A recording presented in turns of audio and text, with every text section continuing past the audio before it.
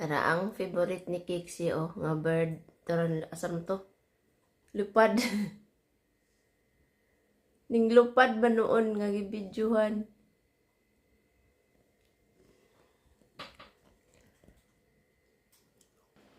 View sa kusina. Tirira, pwede na stay at home lang. Parang nasa forest na rin. Matoy, nawa man. Parang sumakay kami ng cable car. Ang ganda tingnan, tsaka merong birds, kahit nag-snow. Long waiting. Kasi gutom yata sila, tapos binigyan ko ng pagkain sa bintana. Kasi si Kixie, paborito niya yung birds na yan. Yung parang tamsi, maliit na ibon. Yun. Ang ganda ng feeling talaga. Tsaka ito yung pastel style ko na sapatos na cup. Binili namin sa Christmas market. Sapatos na cup. Ito. Pwede nang hindi lumabas para pero lalabas pa rin ako para makita yung buong paligid. Kasi first time itong experience namin dito sa bagong nilipatan namin na nag-snow this year 2024. First time talaga siya. December 31 talaga nag-snow. Ito yun, pag si Kixie, dito siya mag-wait sa birds. Ayan, nilagyan ko ng pagkain yung birds na maliit. Kasi gutom na gutom sila. Tsaka, paborito ni Kixie. Happy siya pag nakakita siya ng birds. Kaya nilagyan namin ng tubig. Ang tubig naging ice. Pwede nang walang refrigerator. Dito na lang sa labas ilagay yung pagkain. Kasi sobrang lamig. -4 or -3. Yan. Pero kahit sobrang lamig, kapag ito yung paligid mo, puting-puti, wala na yung lamig-lamig na yan. Nasanay na kami niyan dito. At saka masarap talaga sa feeling. Parang nasa fantasy world ka na, in real fantasy. Na puting-puti yung paligid mo. Ayan yung birds na inabangan ni Kixie. Happy siya dyan. Tingnan mo yung buntot ni Kixie. Ayan, nakatago, naka-hide siya kasi ayaw niya makita siya sa bird. Kala naman niya na makuha niya yung bird. May sarado naman yung bintana. Ayan yung Kixie Ayan si Kixie. Yan. Ilagyan namin ng pagkain yung bird.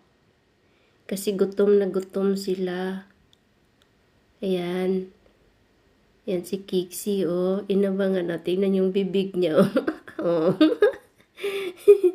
Enjoy na enjoy si Kixie. Wala na lang sounds itong video ko kasi kung maglagay ako ng music or kahit sounds, nag-CPR siya Ayan, ito na lang yung na lang, pagtyagaan nyo na lang yung voice over ko na sinisipon ako. Iba yung voice ko. Ito. Dati nung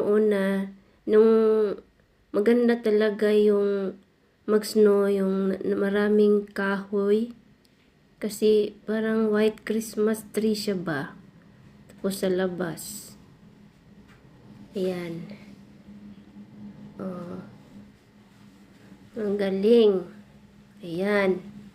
Nag-enjoy ang birds. Tapos, ayan.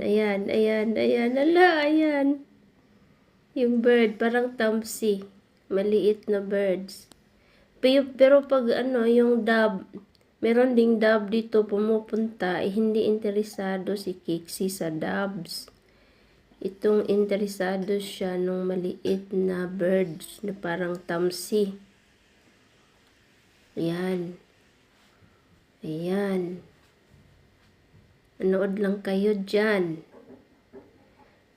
Ito pag mag-snow, happy ako din kapag mag-snow kasi kahit sobrang lamig, hindi ko napifeel ang lamig. Pero, pag siya, halimbawa, ngayon mag-snow, kinabukasan yan, slide yan, ang hirap. Hirap maglakad kapag slide. Kahit mag-drive. Tapos mag-park, hirap din. Lalo na kapag makapal ang snow. Ayan, yung birds, oh. Marami yan sila. Gutom na gutom yan sila. Tapos yung birds, kapag sobrang lamig, lumilipat yan sila sa ibang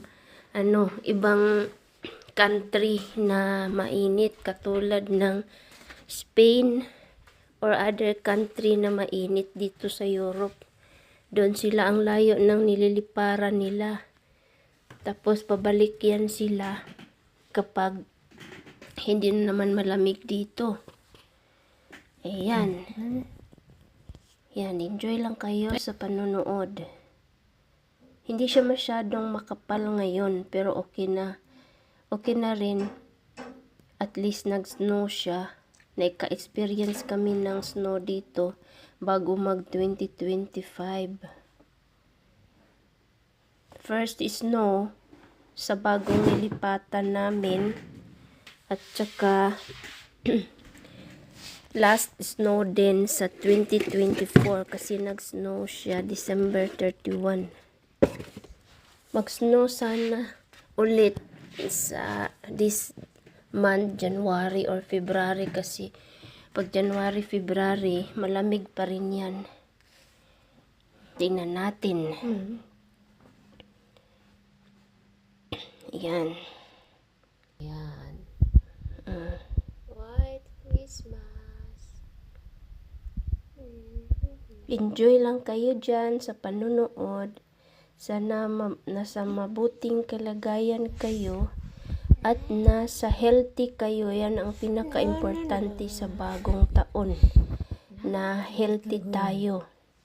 Pero medyo pag makabalita ako na maraming nagkakasakit, lalo na nagka-cancer na mga bata pa.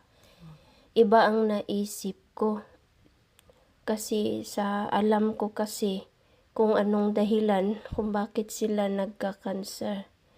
Kahit na hindi ako ayan na yung view niya, oh. Na may bibilihin kami nito. Punta kami. Na tingnan niyo, oh. Di ba? Yan yung sa kalsada. Nagbiyahe kami nito. Ayan, puting-puti. Manood lang kayo dyan at mag-enjoy kayo. Naputol yung sinasabi ko na about sa mga cause sa mga sakit ngayon.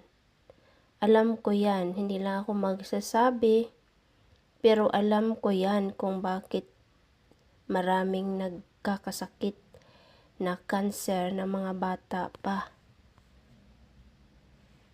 Yan yung view sa buong paligid. At ito ko kayo. Tingnan nyo, ang ganda talaga. Ang ganda ng mga kahoy, white na white.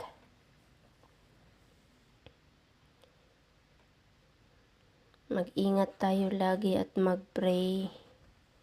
Ayan. Ito, puting-puti. Ayan, tingnan nyo. Puting-puti siya.